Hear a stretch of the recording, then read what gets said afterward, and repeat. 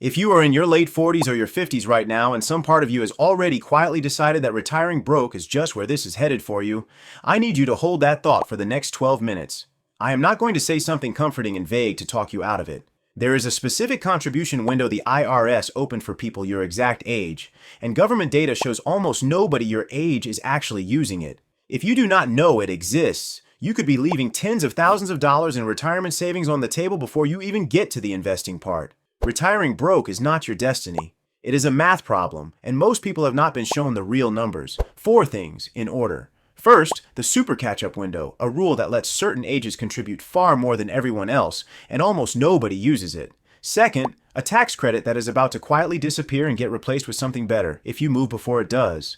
Third, why dividend-paying companies right now have more room to grow their payouts than they have had in years, using a number almost no one talks about. Then I will hand you a formula you can run with your own age and your own numbers, so you can decide for yourself exactly how much of this applies to you. Let's get straight to the number that matters most. In 2026, if you are 50 or older, you can put up to $32,500 into a workplace retirement plan like a 401k. That is the standard limit of $24,500 plus an $8,000 catch-up contribution available to everyone 50 and up. But almost nobody explains this next part. If you are turning 60, 61, 62, or 63 this year, that catch-up number is not $8,000. It is $11,250. That is not a typo, and it is not a rounding difference. It is a separate higher tier the government built specifically for people 4 years out from the standard catch-up age, and it only applies to that 4-year window. I call this the super catch-up window, and it is the single biggest lever most people your age do not know they are allowed to pull. This provision came from a law called Secure 2.0, and it went live for the first time in 2025. If your plan allows it, and most large plans do, turning 60 through 63 unlocks an extra catch-up ceiling that is roughly 40% higher than what a 55-year-old gets. Once you turn 64, you drop back down to the standard $8,000 catch-up. This is a 4-year runway, not a permanent boost, and if you are already past 63, that specific window has closed for you. But the standard catch-up is still very much alive and still worth using. There is a second piece of this that catches high earners off guard. Starting this year, 2026, if your wages were above roughly $145,000 the prior year, your catch-up contributions have to go into a Roth account instead of a traditional pre-tax account. That means you pay tax on that money now instead of later. It is still worth doing, because the growth on a Roth account comes out tax-free in retirement, but it changes how you should think about which account to fund first. And there is a detail that trips up small business owners specifically. If your plan does not offer a Roth option at all, you cannot make catch-up contributions above the standard limit, even if you want to.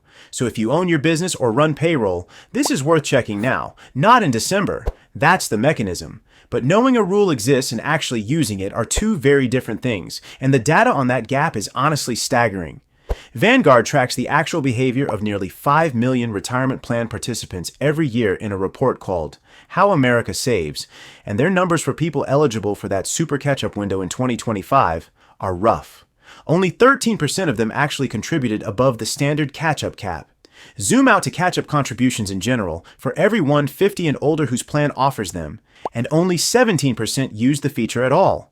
That means somewhere between 5 and 6 out of every 6 eligible people are leaving this money on the table, and usually not because they cannot afford it. Most just never heard the rule existed or assumed catch-up provisions were something for people wealthier than them. This is the mistake I want you to actually sit with for a second, because it is the one I see in the comments on this channel constantly. People assume that if a tax rule sounds generous, it must not apply to someone in their situation.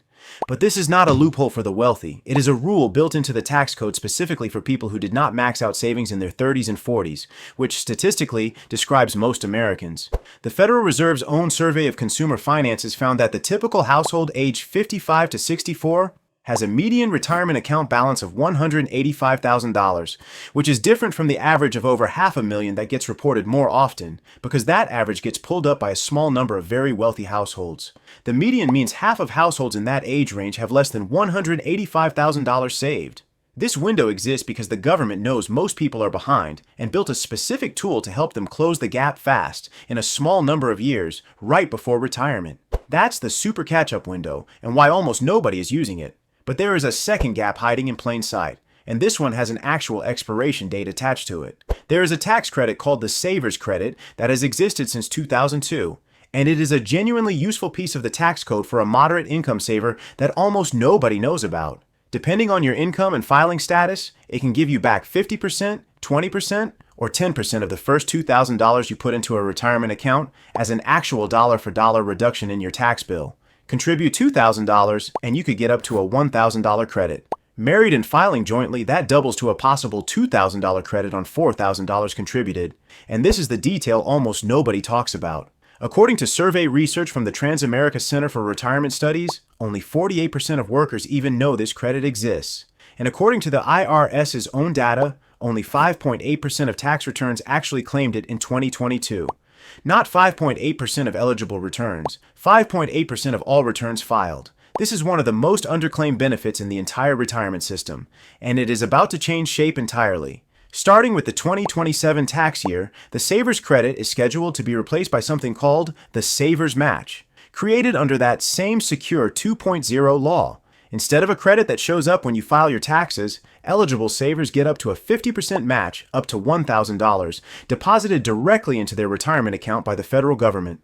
That is potentially a better mechanism for a lot of people, because it does not require you to owe enough tax to use a credit. But it also means this is your last full tax year, 2026, to claim the version of this benefit that currently exists on your return, before the rules change under it. If you have never checked whether you qualify, this is the year to actually check, not the year to assume you do not. That's the second blind spot. Now let's connect all of this to why dividend investing specifically is the right tool to point this extra money at, because there is a number in the market right now that most dividend content completely ignores. Since 1960, roughly 81% of the S&P 500's entire total return has come from dividends being reinvested and compounding over time, according to research from Hartford Funds using data from Ned Davis Research, which means dividends are not a small side benefit here.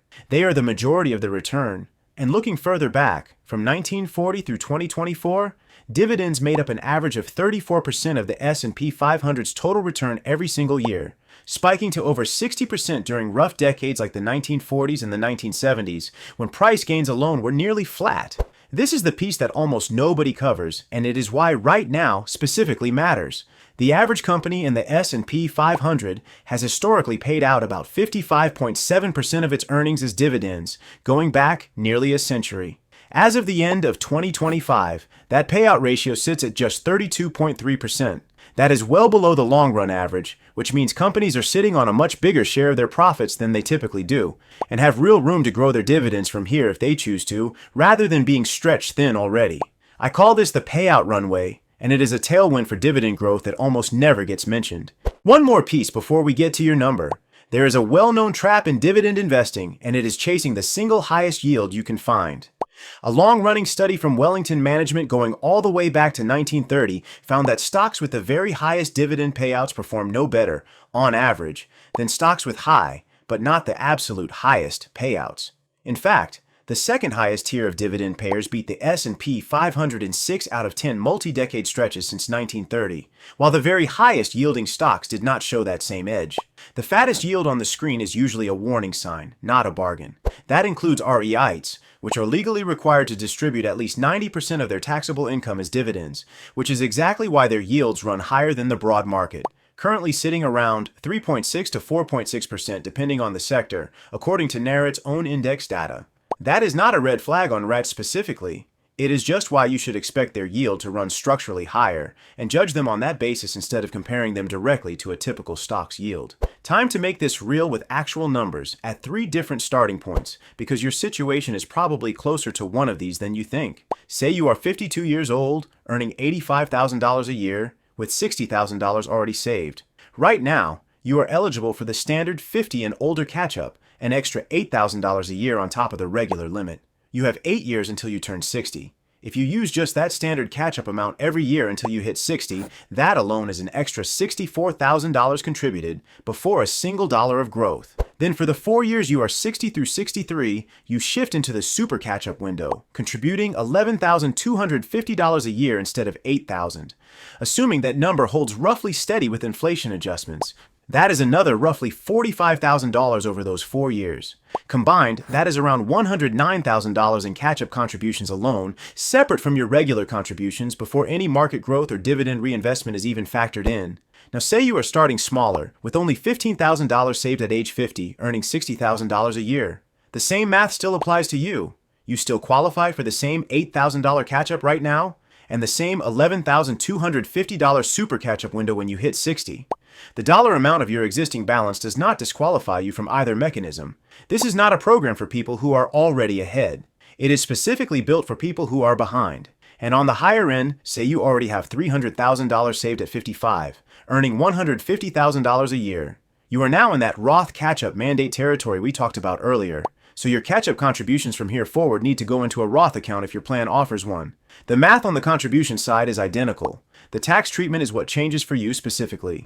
Run this formula with your own numbers right now, on paper or in your Notes app. Take the number of years between your current age and 60 and multiply that by $8,000, the standard catch-up. Then take the number of years you have left between 60 and 63, up to a maximum of 4, and multiply that by $11,250, the super catch-up amount. Add those two numbers together. That total is your catch-up runway number, the extra money this window alone makes available to you, on top of everything else you are already contributing. Then, if you invested that runway money in dividend-paying stocks or funds at a conservative 4% starting yield, multiply your catch-up runway number by 0.04. That gives you a rough estimate of the extra annual dividend income this window alone could eventually add to your retirement before any dividend growth or reinvestment compounding is factored in. Think of that number as a floor you can calculate for your own exact age, income, and plan today, not a projection of what will definitely happen, so you can decide for yourself whether it is worth adjusting your contributions this year.